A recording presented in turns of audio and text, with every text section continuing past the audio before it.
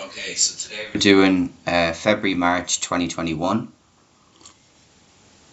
question paper 12. So we'll start from the bottom. Government spends more money on building schools. How can this be classified? Okay, these questions are very simple. If a government spends more money, then government spending rises. And if government spending rises, then that is a fiscal policy. Remember that fiscal policy is relating to taxes and government spending. Now, if they spend more money on schools, what that also will do is will also increase, hopefully, the quantity and the quality of education. And therefore, in the long run, because it will increase the quantity and quality of resources, it should also shift the aggregate supply curve to the right, which would make it a supply side policy too. So therefore it would be A, it is not a monetary policy, but it is a fiscal and a supply side policy at the same time. Okay, other things being equal, what is most likely to be reduced by falling labour productivity? Okay, so we need to think about this in simple terms. If falling labour productivity happens, what we would assume would happen is that aggregate supply would move to the left and that it would create cost push inflation. Okay, so if we draw a very simple diagram like so,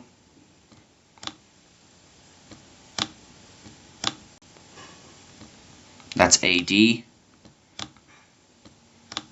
AS, we'd have a shift in the left to AS, and what we would have is therefore, now I won't fill in the diagram completely, price level here, real GDP here, and we can see that real GDP would fall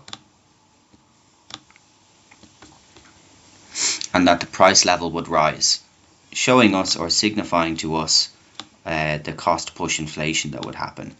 So if I just fill that in, this is what we can see.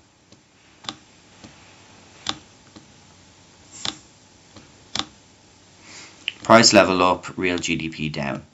So the rate of domestic inflation would definitely not be reduced by falling labour productivity. We can see in the diagram that it would increase. The level of unemployment would also not be reduced because real GDP is moving to the left. And when real GDP moves to the left, unemployment will rise, as well as national income will fall and living standards will fall too. Now, if we were to reduce the balance of trade deficit, what we would expect is that our exports would rise and our imports would come down because we're reducing the existing deficit that we have. So again, that would actually work against what we know would happen. Because when we have the cost push inflation, the exports that we have will actually drop. They won't go up because the products are now more expensive to be exported to other countries. And our imports might rise because of the fact that we're now more expensive on the domestic economy, so imports are more price competitive from other countries. The internal value of money, what is that relating to? That's relating to the purchasing power of money. So essentially when we have inflation, what we know is that inflation has an inverse relationship with purchasing power. If we have inflation, purchasing power of money will drop because we are able to receive less goods and services for the same amount of money. Question 28. What action is the government most likely to take to achieve price stability? Okay, so we can see the consumer price index here. We can see that it has risen and now it is dropping. So it's actually dropped below 100. Which tells us that what do we need to do? We need to stimulate the economy. So we need to be looking for aggregate demand to move to the right to try and stimulate price stability because we want it to rise a little bit, right? Remember, they're aiming for about 2 to 3% every year. If we appreciate the exchange rate, that is contractionary monetary policy. AD will move left because we will have more imports and less exports. If we decrease a budget deficit, government revenue will rise, government expenditure will drop, AD will move left. It's contractionary fiscal policy, where we would increase taxes and reduce government spending. Increasing the money supply would be correct answer here, because AD would move right. It's an expansionary monetary policy. And if we increase the interest rate, AD would move left again. It would be a contractionary monetary policy designed to make borrowing more expensive, which reduces consumption and investment.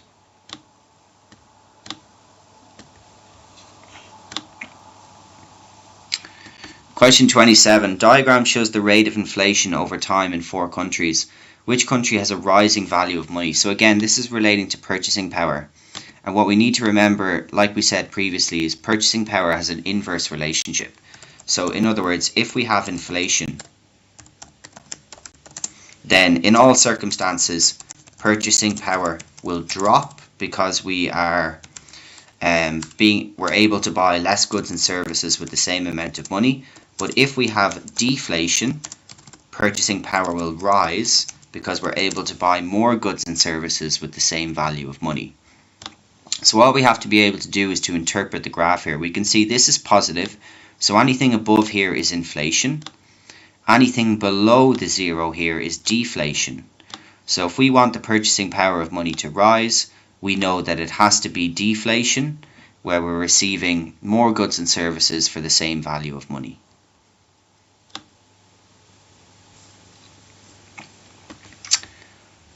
Okay, 26. We've got a table of CPI for March and April. Which statement correctly describes what happened between these 2 months? So first of all, for A, you can see that's wrong. It's not an annual rate of inflation. It's 2 months. It's only March and April. There was a decrease in real interest rates. Again, we can't determine that from the table, right? We don't know what the interest rates in the economy are. Increase in purchasing power of money. It's just like 27. We can conclude that because the CPI has fallen. So the purchasing power in April is now more than it would have been in March due to the fact that the price level has dropped. So we can buy more goods and services with the same amount of money. And there's an increase in living standards. We have no information on that just from the CPI table. We can't make that assumption. 25, please ignore. Financial account will no longer be asked on the new syllabus. Okay, 24. Now this seems complicated, but it's really not. Diagram shows the effect of removing a tariff on imports of good X into country Y. What is the volume in million units of the extra international trade created by removing the tariff? So here's where we are when we have the tariff. And here is where we move to when we remove the tariff, right? In terms of the domestic. So if you think about it, it makes sense from the diagram, because when we remove the tariff,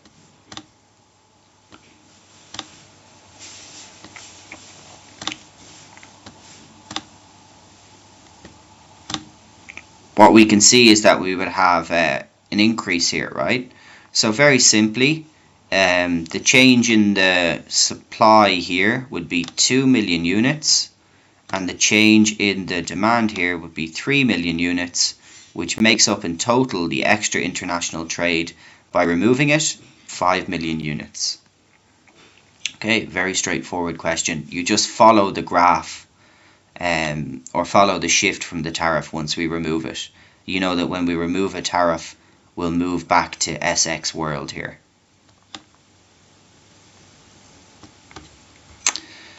Country has a deficit on the current account of its balance of payments. What might help the country to reduce its deficit?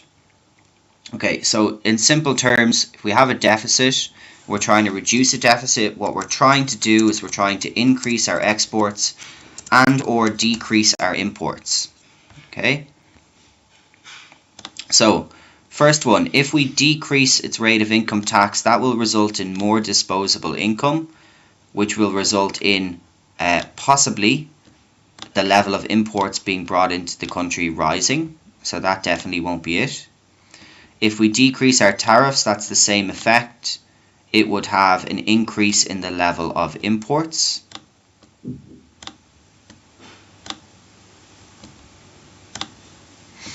If we have an increase in the level of employment, okay, now I understand why somebody might go for this here. However, what you need to remember is that we don't know if that employment is being directed at the domestic industry or it's being directed at exports. The increase in the level of employment could purely be directed towards the domestic industry, which would not actually affect our level of exports. And at the same time, if the level of employment increases, again, we're probably increasing real GDP and national income, which may actually result in more people importing goods instead of exporting. Okay, that would need to have more information for it to be able to reduce a deficit, but it could in some circumstances. Whereas the one that is most directly going to help us increase our exports here would be an increase in the subsidies to exporters. That will directly influence the current account on the balance of payments, because it will directly help us to lower the cost of production for exports and therefore to make them more price competitive and to sell more. Okay, question 22. What will be the immediate effect of a devaluation on a country's foreign exchange rate? So very simple. Remember, devaluation is the same as depreciation. Price of exports go down, total exports go up, price of imports go up, total imports go down. Okay, so all we've got to do is we've got to follow that here. So price of imported goods in the domestic currency will fall. That is not true. Price of imported goods in domestic currency, we've just said here, will rise. So price of imported goods in domestic currency will rise. That is true. Price of imported goods in the foreign currency will fall. That is false. And price of imported goods in foreign currency will rise. False again. Okay. Remember, depreciation is talking about the effect on our domestic currency. So when we're importing, the importing price that we will have to pay in our domestic currency will rise because of the fact that we've been devalued against the other currency. So it's going to be more expensive in terms of our own currency to exchange into the foreign currency. Question 21. Now again, not technically part of the new syllabus, but it's important to know anyway. Country replaces a floating exchange rate with a managed floating exchange rate. So the key thing about the managed is, if you know the definition of a managed exchange rate, you should be able to answer this question. Because a managed exchange rate is it is controlled by the central bank. Okay. Now what the central bank does is they intervene in the market more frequently to maintain the price. For B, they need to hold foreign fewer reserves. That's incorrect. They will actually hold more foreign reserves because they need to intervene in the market, and the central bank intervenes by using those foreign reserves. Value of a currency would be determined by major trader partners. So the trading partners would influence the value of the currency. However, the central bank would make the final decision on what they would want or what they would need to do in the managed floating exchange. So therefore, while they would affect it, the central bank will make the final decision. And the value of the currency be determined by US dollar. That would be the case if it was a fixed exchange rate. Right? And then they would try and maintain it against the value of the US dollar. Not in a managed floating exchange rate. Okay, question 20, another terms of trade question. Terms of trade, we can see here, has deteriorated, or it has fallen, right? There's been a fall. So what is most likely to have caused this change? So remember that terms of trade is the index of export prices over the index of import prices.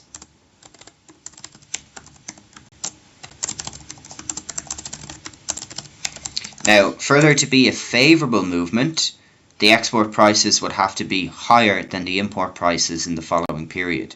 So therefore, for there to be a fall, the export prices would have to go down relative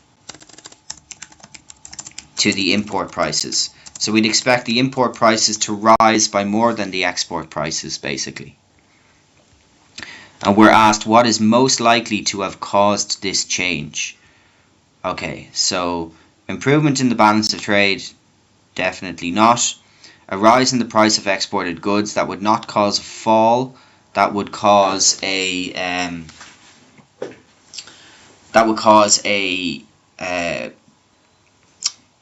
what was I going to say? Rise in the price of exported goods. That would cause a favourable movement or an increase in the terms of trade. Sorry, I couldn't think there for a second. Reduction in import tariffs, same thing. That would actually increase the volume of imports that comes in, and it would also decrease the price of the imports, which would result in a favourable movement in the terms of trade. But if we have a depreciation of the currency, then, like we explained previously in this paper, export prices drop, import prices rise, and that will result in the fall in the terms of trade. Okay, which statement about a rise in the general price level in a country is correct? It's never acceptable, that's not true. They actually aim for 2 to 3%. It means that no goods have fallen in price, that is not true. It means that on average, goods have risen in price. It must make the average citizen poor. Again, that is not true. Governments aim for it because it can help to create economic growth, which can actually make the average citizen better or richer. But it does create economic winners and economic losers in a country. Okay, depending on what the interest rate or what the inflation rate is, you might have people who've borrowed at fixed interest rates winning, and you might have the banks or the people who are loaning money as the losers because they're receiving back less, sorry. Okay, why is national defence provided by the government? National defence is a public good, so remember it's going to be non-excludable and non-rivalrous, right? Very simple. Free market, it's excludable and rival, that's not true, we just said it's a public good. Non-excludable and non-rivalrous, yeah, that's correct. Government has perfect information, not true, so it can set the correct quantity required. Government intervention, they're unlikely to have perfect information. They're not. It's not as effective as the price mechanism at allocating resources. Private sector would charge a high price. No, they wouldn't, because it is non-excludable, so they can't charge a price for the good. Okay, government wishes to increase the supply of houses. It pays a subsidy to brick manufacturers to increase supplies of bricks to S2. What size of subsidy per unit is required to increase supply to S2? Okay, very simple. This is just interpreting the subsidy diagrams. Remember, when we have a subsidy, in order to calculate the size of the subsidy, we take the new supply and we bring it up until where it hits the original supply, across and across. So the size of the subsidy would be P1, P3, and then that subsidy would be split between a benefit for the consumer and a benefit for the producer. So in terms of the price, that would be the benefit that the consumer is receiving, because they get the benefit of the reduction in price, and the producer, they get the benefit from the size of the subsidy that's left over, that allows them to essentially be extra profit for them because they get to pocket it. Remember that when we have a subsidy, let's say we have a subsidy of $4, they might only decrease the price of the product by $2, and then they might get to pocket, the producer that is, the extra $2 from the subsidy.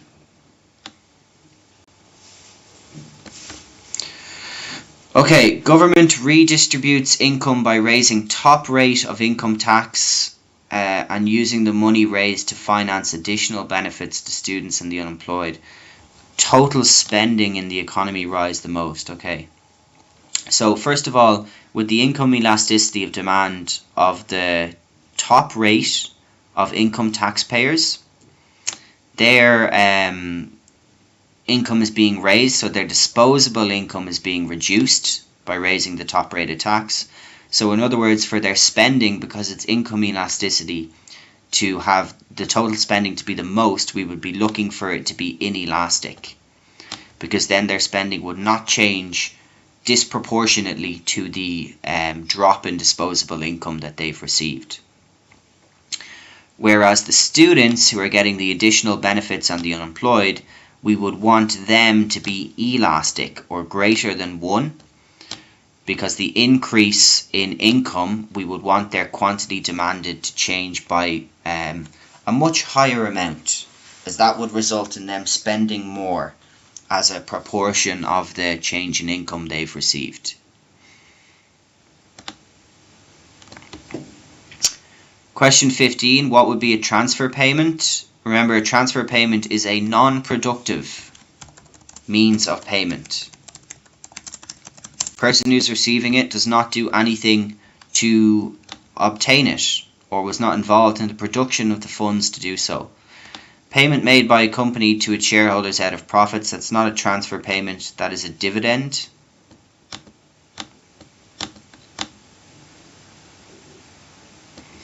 Payment made for a legal document to transfer ownership of a house, again, that is not a transfer payment. It's not a non-productive means of payment. Payment made to a retired person, that is a transfer payment. Pensions, unemployment benefits, child allowances, etc. They're all examples of transfer payments. Payment made to a professional sports team for a transfer of a player, again, that's a productive form of payment, so it is not a transfer payment. Okay, question 14. After a series of poor harvests, a government imposes a maximum price on cereals. What would be a consequence? So remember, a maximum price means that it's going to be placed below the equilibrium.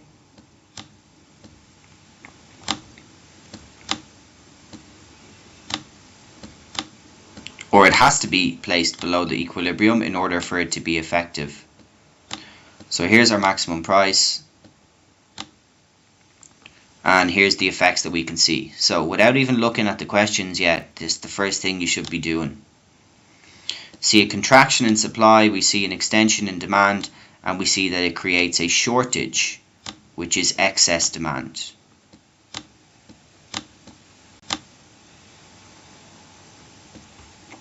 Okay, both rich people and poor people would satisfy their demands equally? Definitely not. Illegal buying and selling through a black market would be prevented? Definitely not. In fact, the creation of this maximum price here is more likely to create a black market. Rationing would be necessary to ensure a fair distribution. That is true. So remember, when we have a maximum price, because it creates this shortage, essentially we have a huge increase in demand and we have a severe restriction in the supply level. So in order for everybody to get a fair distribution of whatever product we are using a maximum price on, we have to ration the amount that they can buy at a particular time. That might be limited to, say, for example, 1 cereal, let's just call it. 1 cereal per person or 2 cereals per household. So that it's not just the rich people who are able to afford it and buy it in bulk, that low-income people can also get a fair distribution by being able to receive the same amount as the rich households, even at a lower price now as well. Market would fail to clear, leaving a surplus? No, we just explained there's no surplus, there's a shortage. Surplus would be if it's a minimum price above equilibrium. PED, very simple. That is D. I'm not spending any more time on that. Just learn the formula for PED. Okay, market for wheat is in equilibrium at price P with supply at 40 million tonnes. Due to a drought in the growing season, supply falls to 20 million tonnes. Okay, What immediate action should be taken to maintain equilibrium price of P? Okay, so this might look complicated, but it's not really. What we're told, or the key here, is immediate action, right? Which one would be the most immediate? So imposing a direct tax is definitely not going to work, because we're going to want it to be essentially looking like want to maintain equilibrium price of P2 of P, sorry. Okay, so what we need to do is we need to increase the supply by 20 million here, right? Okay, so plant more wheat to increase supplies to 40 million tons. That would not be immediate. Planting the wheat would take time. However, if we use existing stocks of wheat to increase supplies, that would be immediate, because we already have the stocks, we just release them to the market, and then we have this increase in supply of 20 million. Granting a subsidy to farmers, now irrespective of whether it's PP1 or if they just set a subsidy to ensure 20 million, would still not be an immediate effect, right? Because there's the process of incentivizing the farmers through the subsidy isn't necessarily as immediate as using existing stocks to increase the supply.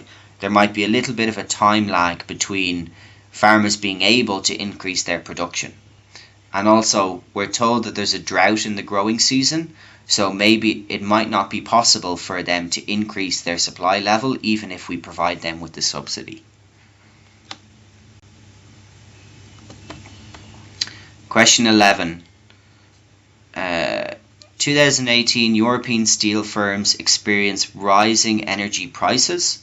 Which diagram shows the likely effect of this? Okay, very straightforward again. Rising energy prices, will be looking for the supply to move to the left, because with the increase in rising energy, they'll be able to make less of their product, because it's a cost of production. So it increases their cost of production. So not A, not B. C would be if energy prices had fallen, not if they'd risen. It would be D, because we can see supply has moved to the left, correlating with an increase in the cost of production, an increase in the energy prices. Question 11, it's a determinant of, or question 10, it's a determinant of PES question. What is the likely price elasticity of supply of highly perishable goods and goods that have low stocks? Okay, so remember, if they're highly perishable, that affects our ability to store, right? And now when we talk about the determinants of PES, the ability to store is one of those determinants. If we can store the goods, that will make our PES elastic, because we will be able to release them to the market. But if they are highly perishable, that means that they will die quickly. Like milk, for example. Milk goes off after about 5 or 6 days, right? So that will make it inelastic, because we will not be able to store a high amount of the products. They will die after 3 or 4 days. Now, if the goods have low stocks, that's almost the exact same as the ability to store, right? The low stocks means we will not be able to release the supply quickly to the market, which will make us have an inelastic PES. Okay, question 9. So a manufacturer reduces the price of its goods after developing a more efficient manufacturing process. It makes leather belts that compete against belts of artificial material. So the artificial material belts are the substitutes, right? What is the likely outcome of the change in the manufacturing process? First of all, the leather belts here, the supply of those leather belts is definitely going to increase, right? Because we're told that they've got a more efficient manufacturing process, so they'll be able to supply more. Okay, now if they're able to supply more, then the artificial belts will have to try and compete against that, right? So the supply of the leather belts will increase,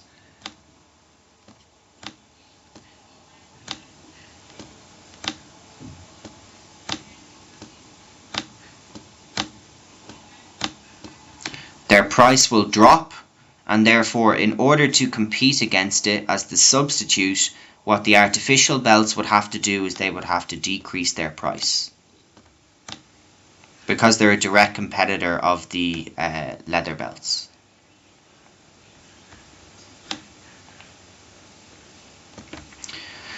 Which example of consumer behavior for question 8 would create consumer surplus? Remember, consumer surplus is the difference between the price they're willing to pay and the price that the top level of demand would actually be paid at. So it's above the equilibrium price to the top of the demand curve. Therefore, when a consumer pays less than they are willing to pay for a good, that would create consumer surplus because they're paying less than they would be willing to pay at a certain level of demand. Okay, that is just a definition of consumer surplus question. Table shows a competitive market in equilibrium in 2 periods. Okay, well, what we can see in period 2 is that the quantity traded has risen, but the price of the product has also risen as well. Okay, so what would explain the change from period 1 to period 2? An increase in the price of a complement would not explain the change. If the price of the complement increases, the demand for the complement would drop and the demand for our product would also drop, which would not explain why we've got higher quantity traded and a higher price. However, if there's an increase in the price of the substitute, that would explain it, because that would reduce the price of the substitute, which would reduce the demand for the substitute, which would increase the demand for our product, which would correlate here with having a higher quantity traded. And then when we have a regular demand and supply curve, if you just draw one quickly, you know that when demand shifts to the right, which it would in that case, we would have a higher price being sold. So therefore C and D are also incorrect. Okay, diagram shows the market for sugar, which is initially in equilibrium at OP. Government fixes a maximum price, which we'll assume here is OP1, yeah, we're told it is. What will happen as a result? Okay, so this might look complicated, but it's not really. So if we take a look at the options, producer surplus would be P1 SP2, that's actually correct. Remember, producer surplus is the area below the price to the bottom of the supply curve. So this area in here would be the producer surplus. Farmers' revenue would be P1 UNO. No, definitely not. We would see that we would have, how could their revenue be P1 UNO when this is the demand and this is the amount they'd supply, right? So they can only make revenue from what they supply, right? Because that would be what they sell. Expenditure on sugar will be equal to P or MO, definitely not. That was the old price, not the new price. So the expenditure on sugar can't be higher than starting at P1 because that's the maximum price. A reduction in farmers' revenue equal to P or SP. Again, definitely not. SP1. Yeah. So, producer surplus is the correct one for that. Use process of elimination if you have to there. What would not cause a shift in an individual's demand curve for goods said? Change in advertising spending would. Change in individual's income would.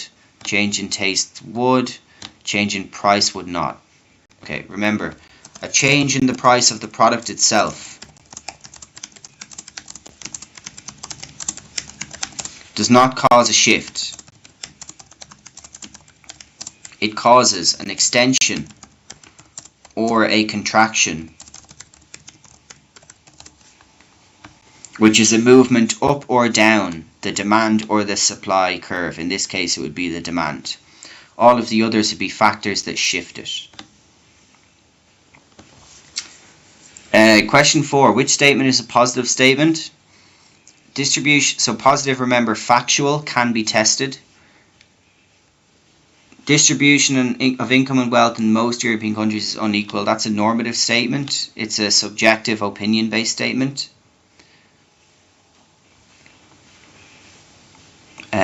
Sorry, it wouldn't be, if I'm looking at it again. Because if we look at the other options, the distribution of income and wealth in most European countries is unequal. That would be the positive statement, because we could actually test that information, right? So if we're told the distribution of income and wealth in Slovakia versus Belarus is uneven, we should be able to test that by using, for example, Gini coefficient, which will tell us the distribution of income inequality. The government ought to, so that language there definitely complies with what a normative statement would be. We're telling them what they should do, which makes it an opinion or subjective. There should be, again, that makes it a normative statement, subjective or opinion based. Wages of those on low incomes should be increased, same thing. That makes it a normative statement. We're saying what they should do or providing an opinion or a statement. Okay, what distinguishes the very long run from the long run? That's very simple. It's the ability to change the state of technology. Remember, technology changes in the very long run. Things like, for example, capital might be able to change in the short run, and things like, for example, labor might be able to change in the short run, right? That's from your factors of production section, which is one of the first chapters that you study. Doesn't come up too often as a question, but we still need to know it. So it's nothing to do with variable factors of production. It is merely to do with the type that can change. Technology changes very long run. Capital is an example of what can change in the long run. And then labor is an example of what can change in the short run.